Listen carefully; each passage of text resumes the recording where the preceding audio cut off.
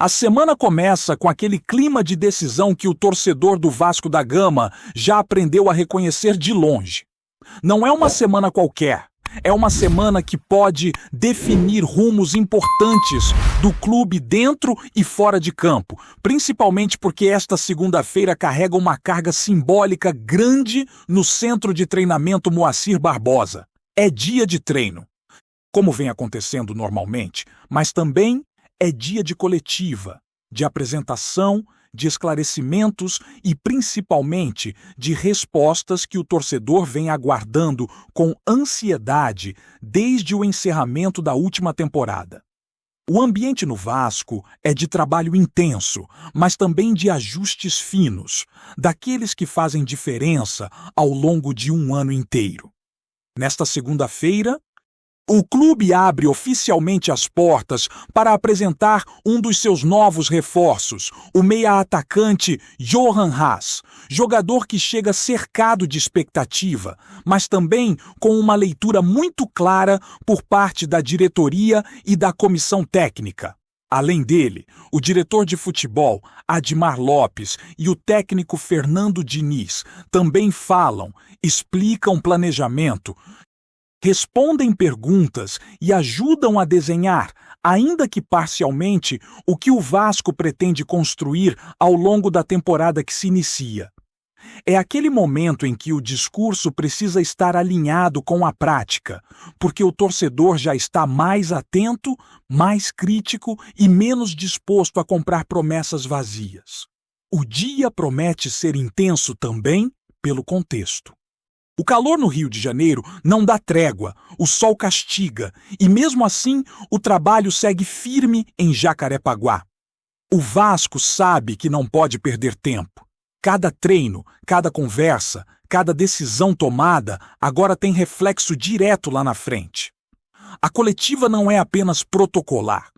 Ela serve para mostrar o rosto do projeto, dar transparência e, principalmente, explicar escolhas que muitas vezes não são compreendidas de imediato pelo torcedor que acompanha tudo de perto. Johan Haas chega como o primeiro reforço anunciado para a temporada 2026 e, desde as primeiras palavras, deixa claro que entende o tamanho do desafio. Ele fala em passo importante na carreira, em responsabilidade, em adaptação e em profissionalismo total. Não é um discurso fora da realidade. É alguém que parece compreender que vestir a camisa do Vasco da Gama exige mais do que talento. Exige entrega diária e respeito pela história do clube. O fato de destacar a torcida. O ambiente e a estrutura também mostra que houve estudo e entendimento do projeto antes da decisão de aceitar o desafio. É importante deixar claro desde já um ponto que muitas vezes gera ruído. Nem Johan Haas, nem Alan Saldívia chegam com o status de titular absoluto. A ideia da diretoria, pelo menos neste primeiro momento da janela de transferências, é muito objetiva: elevar o nível do banco de reservas. O Vasco sofreu bastante na última temporada quando precisou recorrer às opções de reposição. Faltava profundidade, faltava equilíbrio e, em muitos jogos, o time sentia claramente a queda de rendimento quando precisava mexer. As contratações iniciais deixam isso muito evidente. O Vasco não tinha, por exemplo, um reserva no mesmo nível técnico e competitivo de jogadores-chave em determinados setores. Isso ficou escancarado ao longo do campeonato. Agora, a lógica é simples, mas eficaz. Montar um elenco mais homogêneo em que as trocas não representem uma perda tão brusca de qualidade. Saldívia chega para fortalecer a defesa. Haas aparece como opção ofensiva e o elenco ganha alternativas reais, não apenas nomes para completar ficha. Esse movimento mostra que há um planejamento mais racional em curso. Antes de sair gastando alto em um único nome, o clube busca ajustar o todo. A prioridade, neste momento, não é contratar estrelas, mas construir um grupo competitivo, com peças capazes de responder quando forem acionadas. A ideia é que o time não dependa exclusivamente de 11 jogadores e que o nível se mantenha mesmo com desfalques, suspensões ou necessidade de rodar o elenco. Mesmo com esse foco inicial no banco, o Vasco segue atento ao mercado ofensivo. Existe, sim, a busca por um atacante com mais mobilidade. Um camisa 9 que não fique preso entre os zagueiros, que saiba se movimentar, participar do jogo e abrir espaços. Esse perfil agrada muito à comissão técnica e se encaixa melhor na proposta de jogo pensada para a equipe. Alguns nomes foram sondados, mas as negociações não são simples, principalmente por questões financeiras. O clube sabe que precisa agir com responsabilidade para não comprometer o orçamento e a folha salarial. Falando em folha salarial, outro ponto importante dessa semana é justamente a reavaliação do elenco. O Vasco passa por um processo de enxugamento, de ajustes internos, liberando jogadores que hoje não fazem parte dos planos ou que perderam espaço. Isso já começou a acontecer e deve continuar ao longo dos próximos dias. A saída de alguns atletas faz parte desse redesenho, não apenas por questões técnicas, mas também financeiras. Reduzir custos, abrir espaço e permitir a chegada de peças mais alinhadas com o projeto é uma necessidade clara. A despedida de Lucas Oliveira, por exemplo, simboliza bem esse momento. Ele encerra sua passagem reconhecendo o peso da camisa e agradecendo a oportunidade, enquanto o clube segue adiante em busca de um elenco mais qualificado. Essas saídas não acontecem por acaso. Fazem parte de um planejamento que visa melhorar o nível geral do grupo e preparar o Vasco para desafios maiores ao longo da temporada. Paralelamente a isso, existem situações específicas que exigem atenção redobrada, como o caso de Pablo Veré. O atacante argentino vive uma semana decisiva em relação ao seu futuro. O Vasco não tem como prioridade negociá-lo, mas se mostra aberto a ouvir propostas que façam sentido dentro da realidade do clube. Existe uma oferta na mesa, valores que chamam atenção e um cenário que ainda está em aberto. O desfecho dessa história pode acontecer a qualquer momento e impacta diretamente o planejamento ofensivo da equipe. A diferença salarial envolvida é grande e isso pesa na decisão do jogador. De um lado, o Vasco avalia o custo-benefício, do outro. O atleta analisa a possibilidade de uma mudança significativa na carreira. A expectativa é que essa situação seja definida ainda nesta semana, justamente para evitar que o tema se arraste e gere instabilidade no elenco. É um daqueles casos em que todas as partes precisam sair com a sensação de que a decisão foi a mais correta possível dentro do contexto. Enquanto isso, outro nome entra no radar das discussões internas: Leandrinho. O lateral esquerdo desperta interesse do mercado e já recebeu proposta do exterior, recusada de imediato pelo Vasco por não atender às expectativas financeiras. Aqui, o cenário é um pouco diferente. O clube quer a permanência, enxerga potencial, enquanto o jogador demonstra desejo de novos desafios e mais minutos em campo. É uma queda de braço silenciosa, mas que vem sendo tratada com diálogo. Fernando Diniz tem papel central nessa história. O treinador acredita muito no potencial de Leandrinho, especialmente pela força ofensiva, pela imposição física e pela capacidade de atuar praticamente como um ala. Ele reconhece que há pontos a evoluir, principalmente na parte defensiva, mas se mostra disposto a trabalhar isso no dia a dia. Diniz vê no lateral um perfil que pode crescer muito com confiança e sequência. algo parecido com o que já fez com outros jovens ao longo da carreira. As conversas entre comissão técnica e jogador seguem acontecendo. Existe uma tentativa clara de convencimento, com a promessa de mais oportunidades, mais minutos e um papel mais relevante dentro do elenco. O Vasco entende que segurar um ativo como Leandrinho pode representar não apenas ganho esportivo, mas também valorização futura. O jogador, por sua vez, quer sentir que realmente terá espaço para mostrar seu futebol no time principal.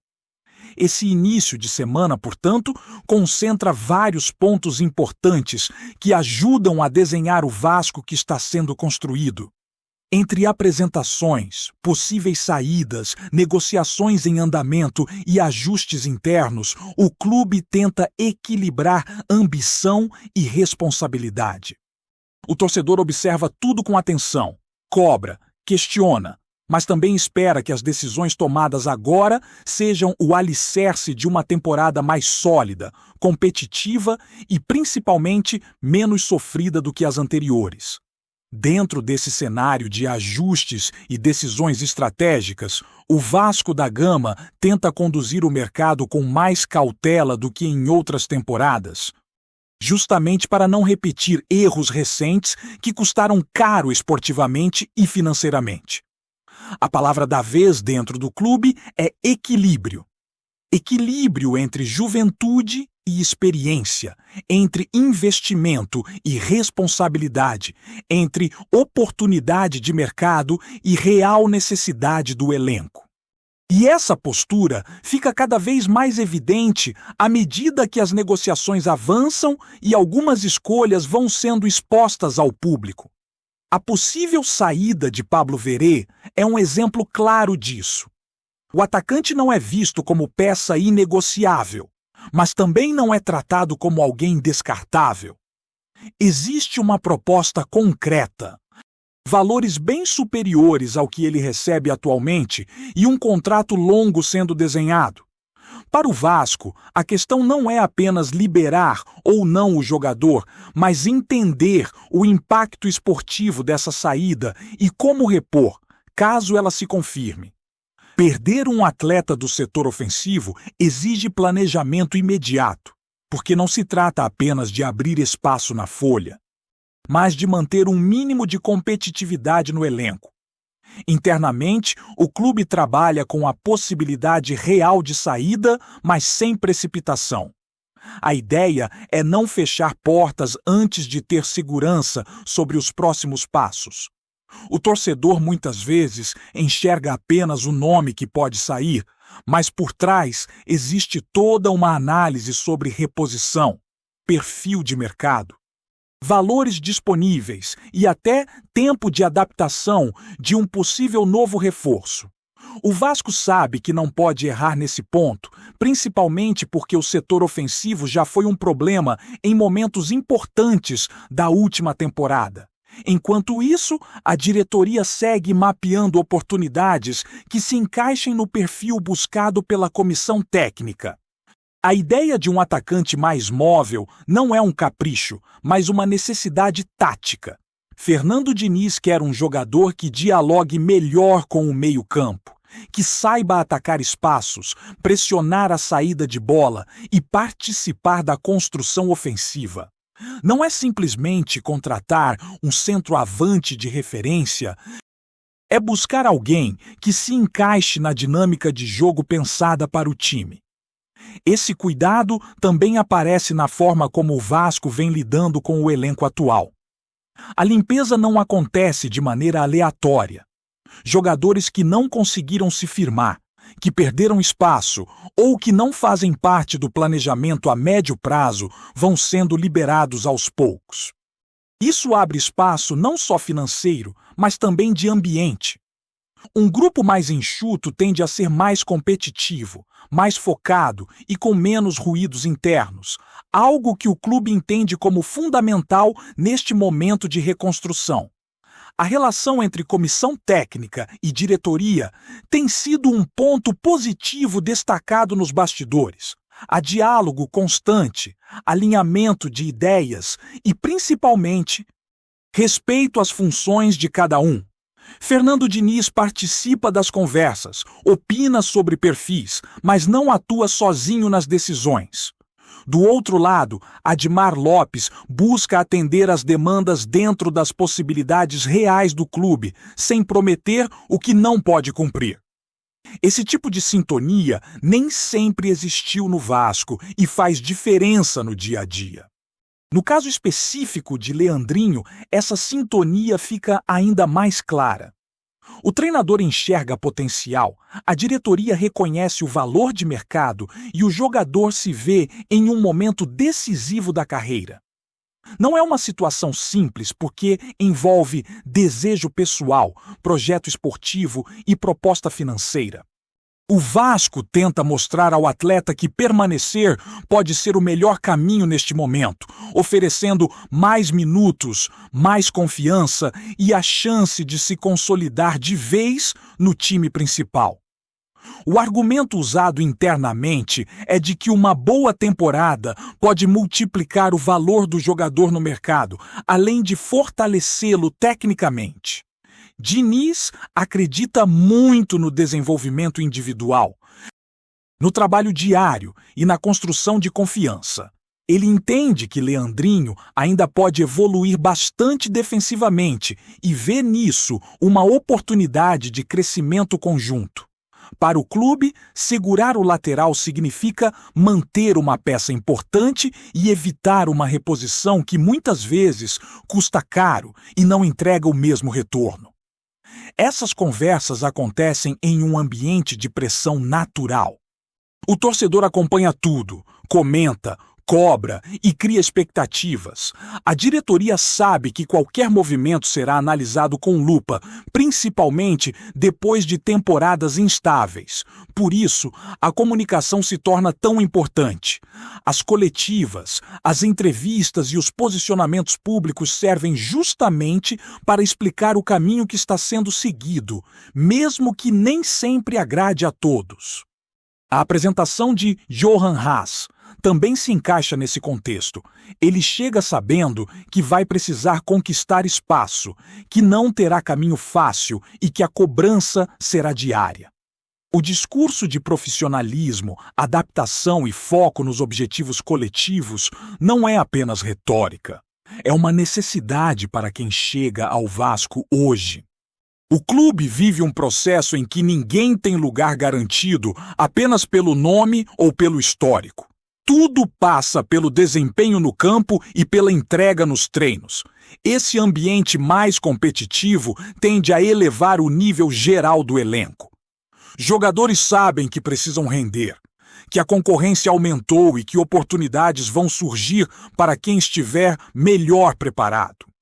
O Vasco aposta nisso para crescer como equipe, reduzir oscilações e ter respostas mais rápidas ao longo da temporada. Não é um caminho imediato, mas é um caminho que busca sustentabilidade. Antes de continuarmos, já te convidamos para se inscrever no canal Colina News e deixar seu like. Assim você fica por dentro de todas as novidades do Vascão de forma exclusiva. Bora continuar! Um burburinho tomou conta dos bastidores do futebol carioca e começa a ganhar corpo entre dirigentes, historiadores e torcedores mais atentos.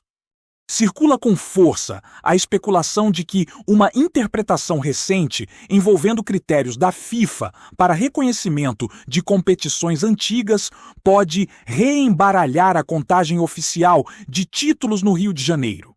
O principal beneficiado dessa possível reclassificação seria o Vasco da Gama, que passaria a figurar, segundo os rumores, à frente de Fluminense e Botafogo, somados no ranking de conquistas reconhecidas internacionalmente.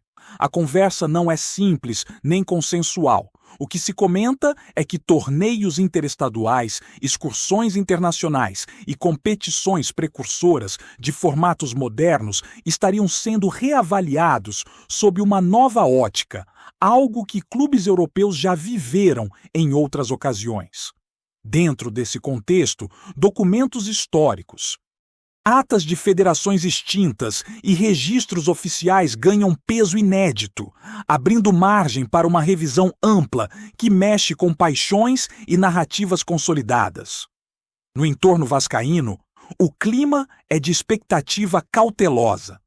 Pessoas próximas ao clube falam em dossiês robustos, preparados há anos, aguardando apenas o momento político e institucional adequado para virem à tona. Do outro lado, tricolores e alvinegros tratam o assunto com desconfiança, apontando que mudanças desse porte costumam gerar longos debates e raramente são aceitas sem contestação formal. Mesmo sem confirmação pública, o simples fato de a discussão existir já provoca impacto. Programas esportivos, redes sociais e mesas redondas fervem com projeções e comparações hipotéticas.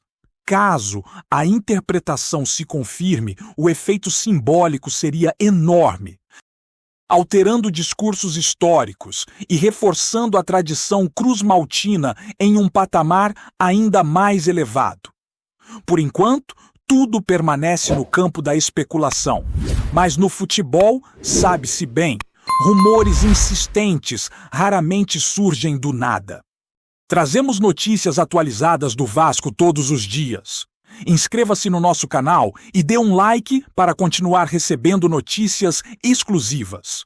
Compartilhe também a sua opinião sobre essa notícia nos comentários. Isso é muito importante para o Vasco da Gama. Até o próximo vídeo!